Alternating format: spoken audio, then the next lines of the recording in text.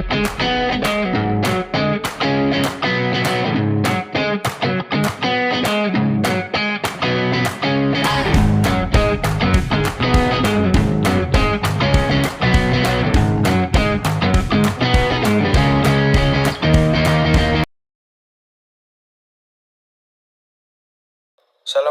warahmatullahi wabarakatuh. Kami dari kelompok 3 ingin mempresentasikan hasil kerja kami. Sebelum mempresentasikan hasil kerja kami, izinkan saya mengenalkan diri. Saya Rizal Ahmad Afandi dengan NPM 385. Saya Aditya 087. Saya Sabtu Biraman dengan NPM akhir 130. Saya Ahmad Maulana Maulidi dengan NPM 416. Saya Arfianto Afandi dengan NPM akhir 125. Dalam kesempatan kali ini kami akan membedah hasil penelitian kami yang berjudul pengaruh lingkungan dengan perilaku keuangan sebagai variabel intervensi. Di sini kami menggunakan metode PET analysis atau analisis jalur untuk melihat bagaimana hubungan antar variabel ini bekerja. Kami membagi variabel kami menjadi X1 yaitu lingkungan dan X2 media sosial sebagai variabel independen. Selanjutnya ada Y yaitu minat investasi sebagai variabel antara atau intervening. Selanjutnya ada Z yaitu perilaku keuangan sebagai variabel dependent atau hasil akhir. Bagaimana detail perhitungan dan pengaruh dari masing-masing jalur ini? Langsung saja kita simak penjelasan lengkap dari rekan-rekan saya berikut ini. Baik, pertama-tama kita dari data PET analisis. Di data PET analisis kami menggunakan dua variabel X, satu variabel Y, dan satu variabel Z. Untuk variabel X1 yaitu lingkungan, variabel X2 media sosial, dan variabel Y minat investasi, variabel Z perilaku keuangan. Kami mengambil judul pengaruh lingkungan dan media sosial terhadap minat investasi dengan perilaku keuangan sebagai variabel intervensi. Kami di sini menggunakan 30 responden yang kami sebarkan. Baik, untuk selanjutnya kita masukkan datanya ke dalam SPSS.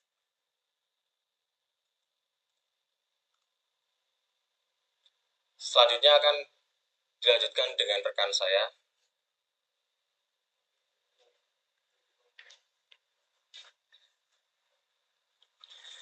Ya, pertama-tama kita masuk copy data dulu.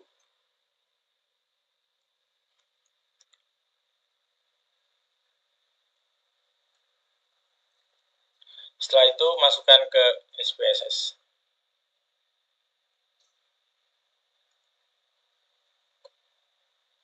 Yang ada di data view, nah kita masukkan. Nah, ketika ada data dimasukkan, masuk ke variabel. Yang pertama kita masukkan nama-nama variabel. Yang pertama X1, X2, Y, dan selanjutnya Y. Kita rubah desimalnya menjadi 0.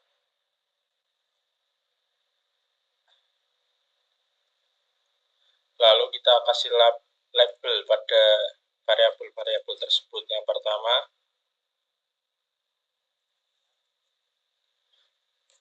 lingkungan, yang X2 medsos, yang ketiga yang Y minat invest,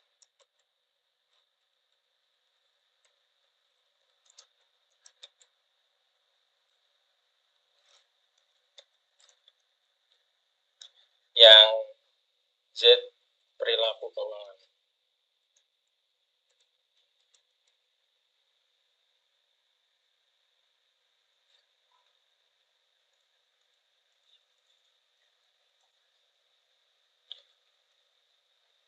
Lalu measure-nya dirubah skala.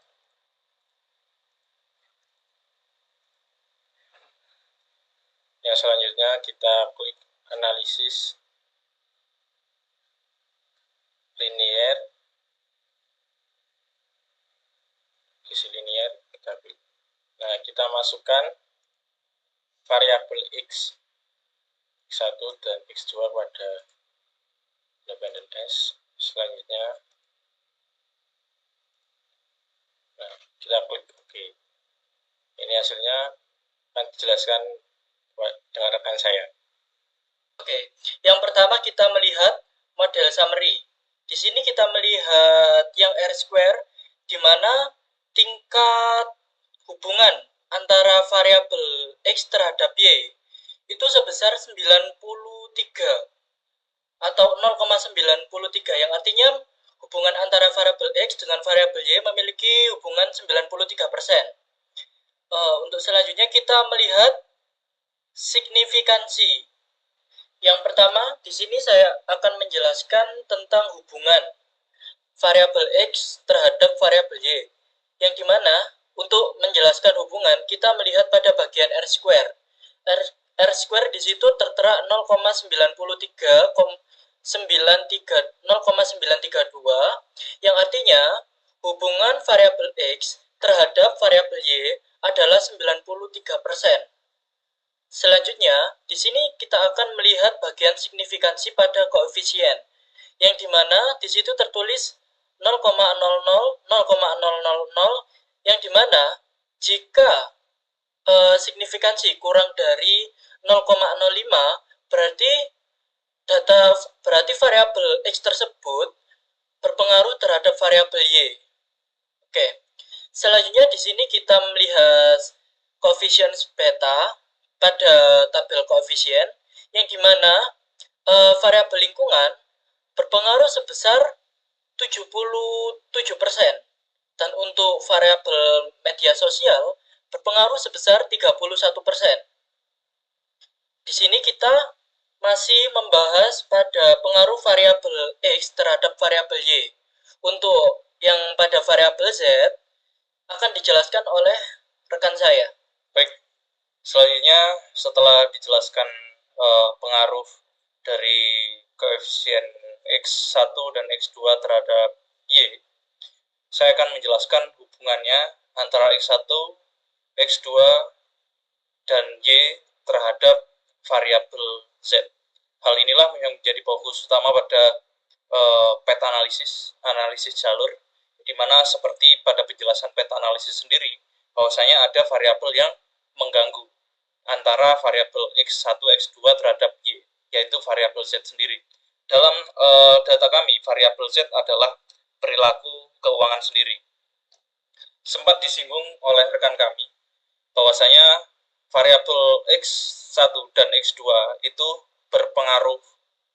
sangat berpengaruh dengan hasil 93,2% terhadap Y, yaitu minat dan investasi. Sekarang kita lanjut ke analyze, masuk regression linear.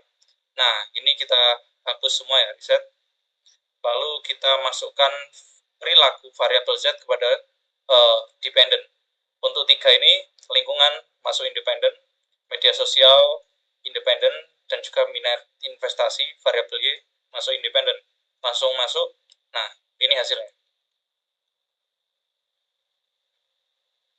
Nah, seperti yang kita lihat sendiri, kita fokus pada tabel model summary. Bahwasanya hasil R-square-nya itu di angka 0,888%. Sehingga apa artinya? Sehingga dapat diinterpretasikan bahwa variabel X1 dan variabel X2 beserta variabel Y ini mempunyai hubungan sebesar 88,8%. Nah, kita lanjut kepada tabel koefisien pada fokus signifikansi. Ini terlihat bahwasanya terdapat hasil yang berbeda-beda, sehingga ini menunjukkan bahwasanya tidak semua variabel, yaitu variabel X1, X2, dan Y, itu berpengaruh signifikan kepada variabel Z. Kita fokus pada variabel X1, lingkungan. Ini hasilnya 0,748. Hasil ini lebih besar daripada 0,05, sehingga variabel X1 lingkungan ini tidak memiliki pengaruh yang signifikan kepada variabel Z. Lanjut kepada variabel X2, media sosial. Ini memiliki hasil 0,00, sehingga lebih kecil dari 0,05. Sehingga diinterpretasikan media sosial sebagai variabel X2 itu memiliki pengaruh terhadap variabel Z. Kita lanjut kepada variabel Y, minat investasi. Ini hasilnya 0,215, sehingga dapat diinterpretasikan lebih kecil dari 0,05, bahwasanya minat investasi itu tidak berpengaruh signifikan terhadap variabel Z. Sehingga pada hipotesis yang pertama, yaitu H1, diduga variabel lingkungan sebagai X1 itu berpengaruh terhadap minat dan investasi. Seperti yang sudah dijelaskan pada rekan saya sebelumnya, ini nilai dari signifikansi X1 terhadap Y, yaitu minat investasi itu memiliki pengaruh yang tinggi sehingga H1 diterima. H2, diduga bahwasanya variabel media sosial sebagai X2 itu memiliki pengaruh juga terhadap Y, yaitu minat investasi, sehingga H2 diterima. Kita lanjutkan membahas tentang PET analisis yang sesungguhnya, bahwasanya ada H3 dan juga H4. H3 dijelaskan bahwasanya diduga lingkungan sebagai X1 mempengaruhi minat investasi dan berpengaruh terhadap perilaku keuangan. Sehingga pada hal ini terdapat 3 jalur, mulai dari X1, Y, ke Z. Untuk H4, yaitu diduga media sosial sebagai X2 melalui minat investasi itu mempengaruhi perilaku keuangan. Itu sebagai H4. Nah, sekarang kita akan mencari apakah H3 diterima atau ditolak. Seperti pada gambar yang tertera, ini pada tabel koefisien. Pada tabel standardized koefisien beta, ini terdapat hasil yang cukup tinggi terhadap lingkungan, media sosial, dan investasi. Nah, seperti yang sudah dilihat bahwasanya pada X1 lingkungan ini mendapatkan hasil 0,008 kepada variabel Z. Ini mempunyai pengaruh langsung. Pengaruh langsung kepada variabel Z ini angkanya segini. Medsos, pengaruh langsungnya kepada variabel Z itu segini. Minat investasi, pengaruh langsungnya di angka segini, 320. Nah, ini pengaruh tidak langsungnya. Pada tabel pertama, koefisien beta, ini pengaruh tidak langsung dari variabel lingkungan ke variabel Y dulu. Ini hasilnya segini, variabel X2 ke Y, hasilnya segini. Jadi bisa dianalogikan kepada tabel 1, 2, dan 3. Itu nanti akan dipaparkan tabelnya di sini. Ini tabelnya. Itu dapat kita lihat bahwasanya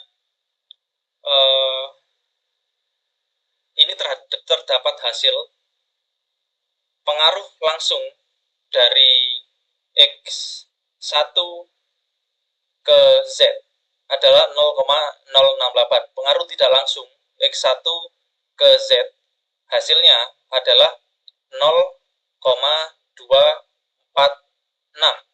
Nah, pengaruh tidak langsungnya ini lebih tinggi daripada pengaruh langsung, sehingga H3 itu diterima. H3 tadi diduga variabel lingkungan melalui minat investasi berpengaruh terhadap perilaku keuangan. H3 diterima.